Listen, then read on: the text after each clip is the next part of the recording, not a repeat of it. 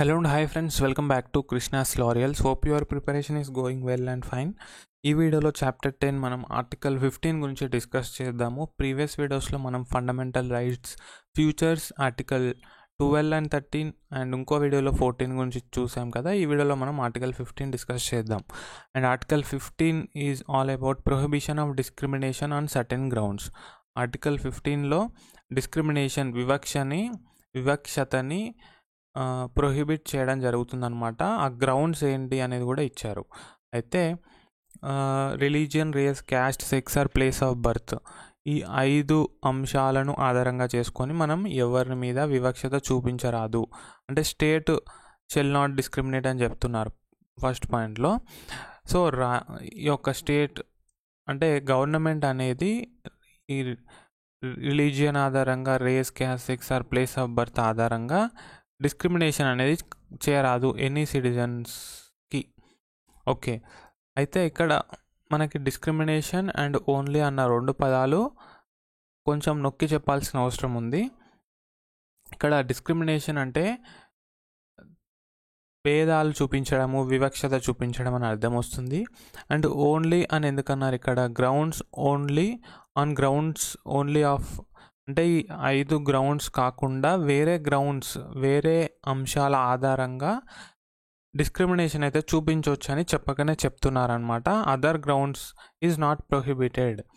అయితే అది article 15 class 1. Class 2లో ఏముందంటే మనము ఈ షాప్స్కి, పబ్లిక్ రెస్టారెంట్స్కి, హోటల్స్కి అండ్ ప్లేసెస్ ఆఫ్ పబ్లిక్ ఎంటర్టైన్మెంట్కి కావచ్చు, వెల్స్ అంటే బావులు, tanks, bathing ghats, roads, public resort సంబంధించిన ప్లేసెస్, అవి ఏవైతే పూర్తిగా కానీ ఒక భాగంగా కానీ స్టేట్ ఫండ్స్ నుంచి మెయింటైన్ చేయబడుతున్నాయో లేదా ఆ యొక్క ప్లేసెస్ జనరల్ పబ్లిక్ వాడుకోవడానికే పెట్టబడ్డాయో అటువంటి ప్లేసెస్కి ఎవరు కూడా నిబంధనలు విధించబడకూడదు, ఎవరు కూడా డిస్క్రిమినేషన్కి గురి కాబడకూడదు, ఎటువంటి కండిషన్స్ ఇంపోజ్ చేయకూడదు based on what religion, race, caste, sex or place of birth.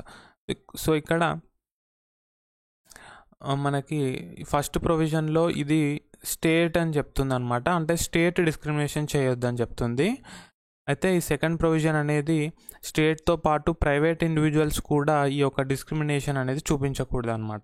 Okay, difference అర్థం చేసుకోండి. తర్వాత 4 ఎక్సెప్షన్స్ ఉన్నాయి మనకి అదే ఆర్టికల్లో. ఆర్టికల్ 15లో దీనికి ఎక్సెప్షన్స్ కూడా ఉన్నాయి. అయితే state is permitted to make any special provision for women and children. మహిళల కోసం, పిల్లల కోసం స్పెషల్ ప్రొవిజన్స్ తీసుకొని రావచ్చు.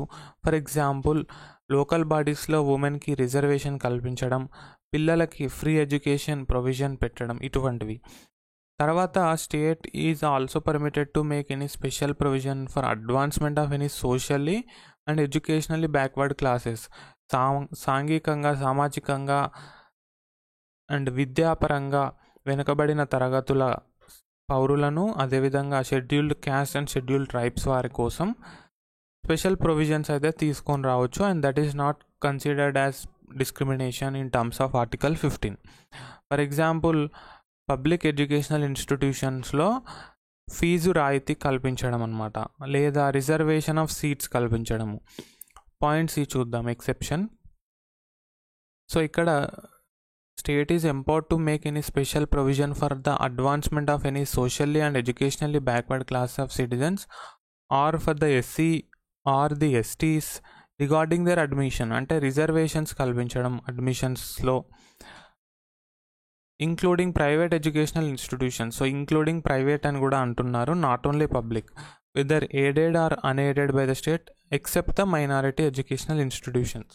సో మైనారిటీ విద్యా సంస్థలను మినహాయిస్తే మిగిలిన అన్ని విద్యా సంస్థల్లో ఎడ్యుకేషనల్లీ అండ్ సోషల్లీ బ్యాక్వర్డ్ క్లాసెస్కి, ఎస్సీస్ అండ్ ఎస్టీస్కి రిజర్వేషన్ కల్పించవచ్చు ఎడ్యుకేషనల్ ఇన్స్టిట్యూషన్స్లో except minority educational institutions. Next exception D, economically weaker sections కూడా రిజర్వేషన్ కల్పించవచ్చు. సో ఇక్కడ మనకి ముఖ్యంగా ఆర్టికల్ 15లో reservation in terms of admission కనిపిస్తుంది అనమాట. అంటే విద్యా సంస్థల్లో అడ్మిషన్స్ పొందే క్రమంలో మనకు వచ్చే రిజర్వేషన్స్ గురించి ఆర్టికల్ 15 ఎక్సెప్షన్స్లో మనం గమనించవచ్చు. ఇక్కడ ఏంటి డి అని చెప్తుంది, ఈడబ్ల్యూసి ఈడబ్ల్యూఎస్ ఎకనామికల్లీ వీకర్ సెక్షన్స్కి రిజర్వేషన్ కల్పించడం గురించి మాట్లాడుతుంది. నెక్స్ట్ ఫర్దర్ ఇక్కడ ఎకనామికల్లీ వీకర్ సెక్షన్స్కి 10% ఆఫ్ సీట్స్ రిజర్వ్ చేయవచ్చు అనమాట.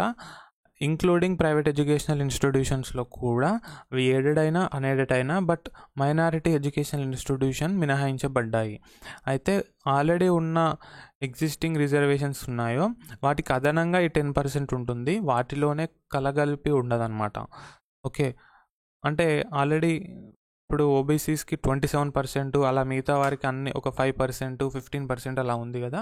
అవన్నీ కలిపితే ఎంత అవుతుంది, మేబీ ఒక 50% రిజర్వేషన్ పోతే ఈ 10% దానికి అదనంగా, అంటే మొత్తం ఇప్పుడు రిజర్వేషన్లో 60% సీట్స్ రిజర్వేషన్లో ఉన్నట్టు అర్థం. ఫర్ ఎగ్జాంపుల్ చెప్తున్నాను. అయితే ఈ పర్పస్లో ఎకనామికల్లీ వీకర్ సెక్షన్స్ ఎవరు అనేది స్టేట్ డిసైడ్ చేస్తుంది from time to time based on family income and other indicators of economic disadvantage. Next, reservation for OBCs, other backward castes in educational institutions. 93rd Amendment Act 2005 ద్వారా మనకి centre ఏం చేసింది, central educational institutions reservation in admission act 2006ని తీసుకొని వచ్చింది. ఇది మనకి 27% రిజర్వేషన్ని other backward classes, so C అంటే C stands for classes in all central higher educational institutions including IITs and IIMs అన్నిట్లో రిజర్వేషన్ అయితే తీసుకొని వచ్చిందనమాట. అయితే సుప్రీంకోర్టు దీని వ్యాలిడిటీని ఒప్పుకుందనమాట. బట్ ఏం చేసిందంటే directed the central government to exclude the creamy layer advanced section. So ఈ ఓబీసీస్లోనే అడ్వాన్స్డ్ సెక్షన్స్ అంటే ఓబీసీస్లోనే అభివృద్ధి చెందిన వర్గాలు ఉంటాయి కదా, వారికి ఈ రిజర్వేషన్ అవసరం లేదని చెప్పి వారిని మాత్రం ఎక్స్క్లూడ్ చేయండి రిజర్వేషన్లో అని చెప్పిందనమాట. అయితే ఎవరెవరు ఓబీసీస్లో క్రిమీ లేయర్ కిందికి వస్తారు, ఎవరికి రిజర్వేషన్ వర్తించదు అని అంటే constitutional post like president, vice president, judges of SC high courts chairman and members of union public service commission, state public service commission, CEC, CAG and so on, వీరికి వర్తించదన్నమాట. అయితే వీరికి అంటే వీరి పిల్లలకు వర్తించదని అర్థం అనమాట. Next group A, group B officers of all India central and state services or equivalent post in public sector undertakings, బ్యాంక్స్లో కానీ, ఇన్సూరెన్స్ ఆర్గనైజేషన్స్లో కానీ, universities etcetera, and also in private employment. So ఈ యొక్క సమహోదా కలిగిన ప్రైవేట్ ఎంప్లాయ్మెంట్ పిల్లలకు కూడా reservation వర్తించదన్నమాట.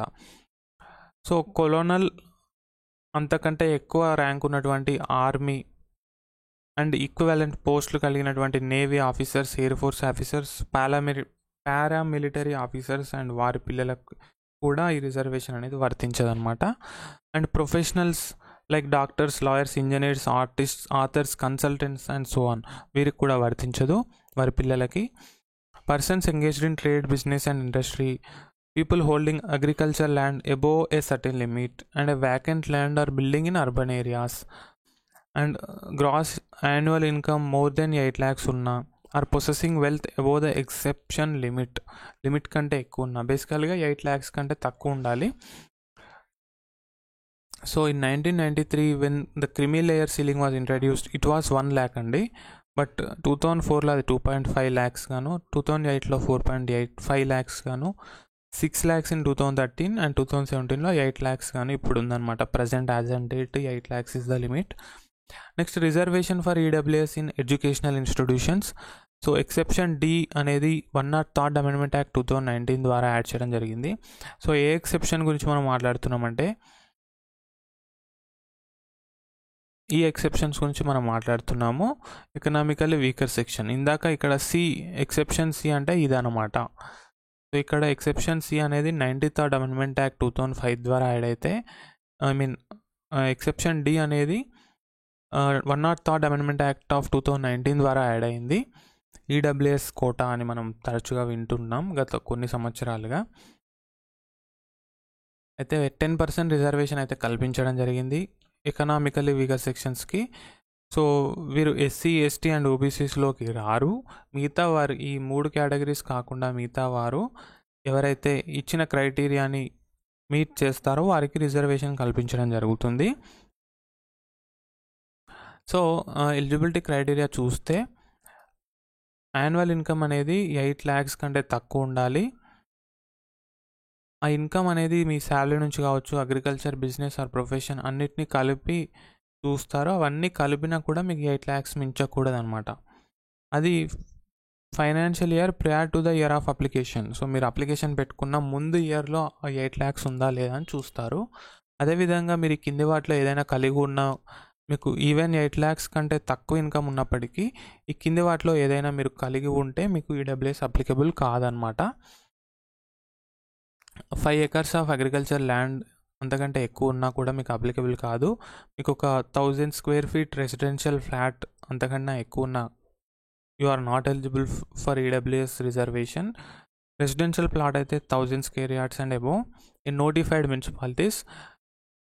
Notified కానట్లయితే 200 square yards అండి. అండ్ ఇక్కడ the property held by a family in different locations or different places cities would be clubbed. So మీకు వేరు వేరు చోట్ల ఉన్నటువంటి ఆస్తులన్నింటినీ కలిపి ఇక్కడ ల్యాండ్ ఆర్ ప్రాపర్టీని చూస్తారనమాట. టెస్ట్ అనేది మీరు పాస్ అవ్వాల్సి ఉంటుంది. తర్వాత ఇక్కడ family for the purpose of this section, family అంటే ఎవరెవరు వస్తారు? పేరెంట్స్ వస్తారు, సిబ్లింగ్స్ వస్తారు, తోడబుట్టిన వారు వస్తారు. Who are below the age of 18 years. తోడబుట్టిన వారు అన్న, అక్క, చెల్లెలు, 18 సంవత్సరాల కంటే తక్కువ ఉన్నవారు, వైఫ్ లేదా హస్బెండ్ వస్తారు. Children below the age of 18 years. వీళ్ళంతా కూడా ఫ్యామిలీలుగా పరిగణించబడతారు. సో ఓవరాల్గా this is all about article 15 అండి, prohibition of discrimination on certain grounds. So ఇది బేసికల్గా ఆర్టికల్ 15 గురించి. ఏమైనా డౌట్స్ ఉంటే definitely reach out to me in Instagram. And that's all in this video. మీ అందరికి తెలుసు కదా మన mega mock test series for TS and AP LAWCET 2024 launch చేసిన సంగతి. సో ఇందులో ఎన్నో యూనిక్ ఫీచర్స్ ఉన్నాయి అండ్ ప్రజెంట్ చాలా హ్యూజ్ డిస్కౌంట్ నడుస్తుంది కాబట్టి make sure utilize this mock test series. And stay connected guys. Krishna's L'Oreals is our Instagram ID and make sure you join our Telegram channel guys, because you will get all the daily quizzes and updates here. మీరు వాట్సాప్లో కూడా join అయ్యి updates పొందవచ్చు, but టెలిగ్రామ్లో మనకి మీరు join కాకముందు పెట్టే అప్డేట్స్ కూడా వస్తాయి అన్నమాట. And make sure you download our app, links are in the description, and attempt free test as well as paid mock test అండి. Thank you, see you in next video. Until then, bye by.